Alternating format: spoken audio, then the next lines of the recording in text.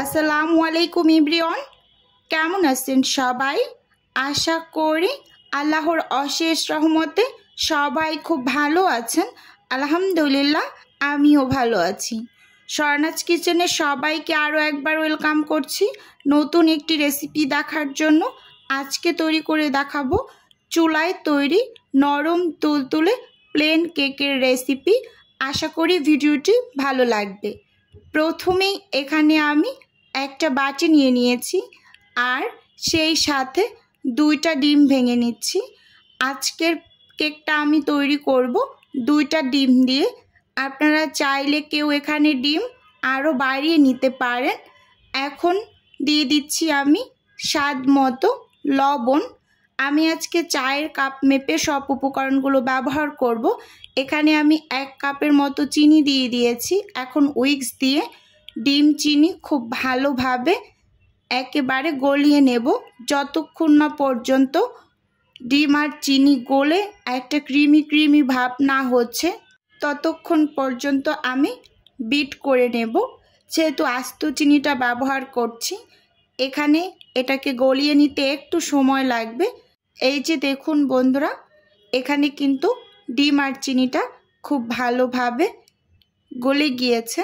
এখন আমি এর মাঝে 1 কাপ তেল ব্যবহার করছি। 1 কাপ চিনি, 1 কাপ তেল। মেজারমেন্টটা সব ঠিকঠাক রাখলে একেবারে নরম তুলতুলে হবে কেকটা।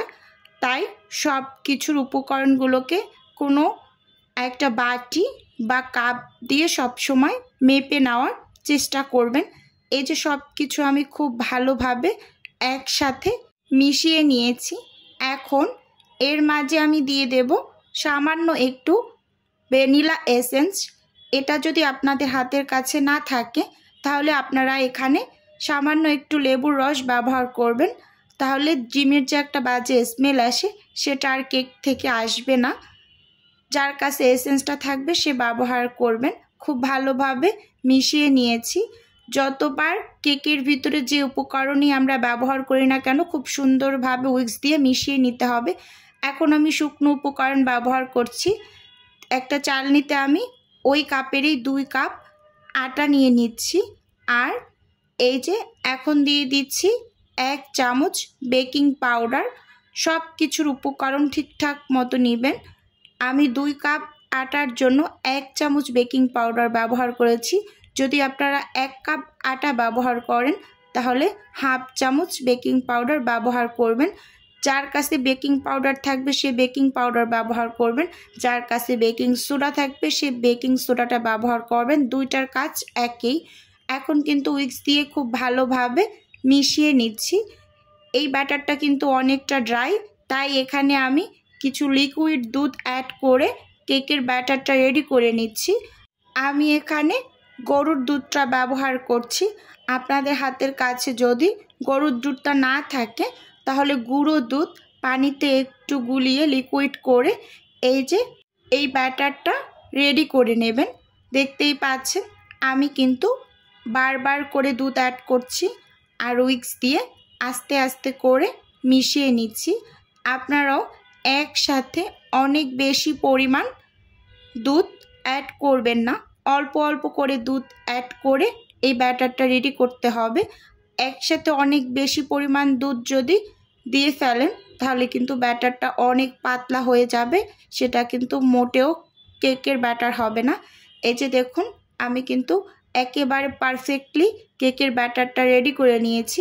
যখনই উইক্সটা উঁচু করছি ধীর গতিতে একসাথে কিন্তু ব্যাটারটা নিচের দিকে পড়ছে। এখন আমি এটাকে সাইডে রেখে কেকের মোল্ডটাকে সেট করে নেব। এখানে আমি একটা কেকের মোল্ড নিয়ে নিচ্ছি। 1 চামচের মতো তেল দিয়ে দিলাম। তেলটা হাত দিয়ে একেবারে মোল্ডের চারপাশে খুব ভালোভাবে কিন্তু লাগিয়ে নিচ্ছি। আপনারা এই কাজটা ব্রাশের সাহায্যও করে নিতে পারেন। আমি হাত দিয়েই করে নিচ্ছি। আমি একটু তাড়াহুড়ার ভিতরে আছি, তাই এখন আমি এই মোল্ডটার সমান করে একটা কাগজ কেটে নিয়েছি। দেখুন কাগজটার উপরেও কিন্তু আমি একটু তেল লাগিয়ে দিচ্ছি, হাতে যতটুকু ছিল। এখন পাশেও কিন্তু আবার লাগিয়ে নিচ্ছি। দেখুন চারপাশে ঠিক এভাবে করে প্রত্যেকটা পাশেই আমি লাগিয়ে একেবারে কভার করে নেব।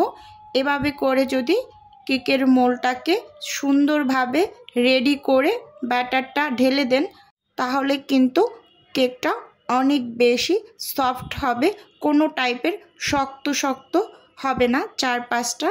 এই যে দেখুন একেবারে হাত দিয়ে চেপে চেপে লাগিয়ে নিয়েছি।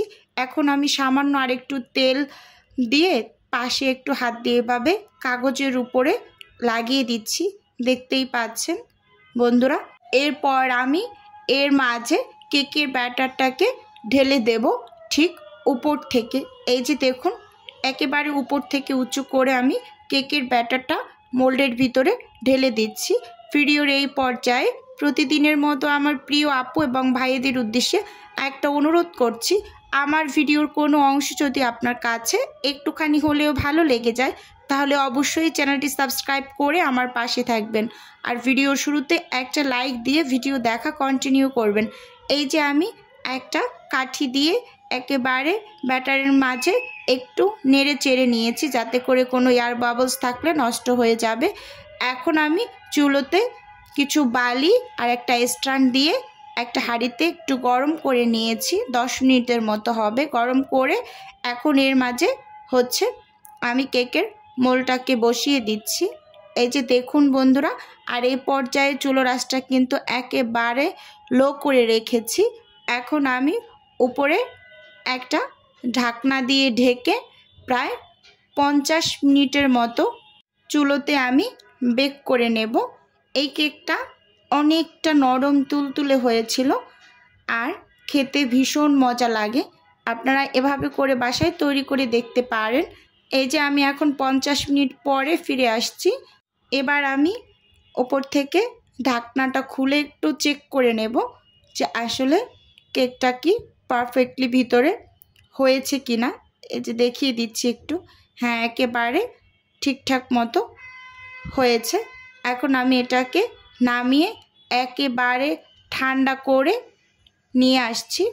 এই যে দেখুন বন্ধুরা, একটু কেটেও নিয়ে আসছি, আমার ছেলে কেটেছে, তার শখ হয়েছে। দেখুন আমি একটু কেটে দেখিয়ে দিচ্ছি, একেবারে ভিতরটা পারফেক্টলি হয়েছে আর কতটা পরিমাণ সফট হয়েছে দেখেই কিন্তু বোঝা যাচ্ছে। সাইড থেকে, পাশ থেকে এবং ভেতর থেকে একেবারে পারফেক্টলি কিন্তু কেকটা হয়েছে, দেখেই কিন্তু বুঝতে পারছেন। মাশাআল্লাহ খুবই সুন্দর হয়েছিল, একেবারে নরম তুলতুলে।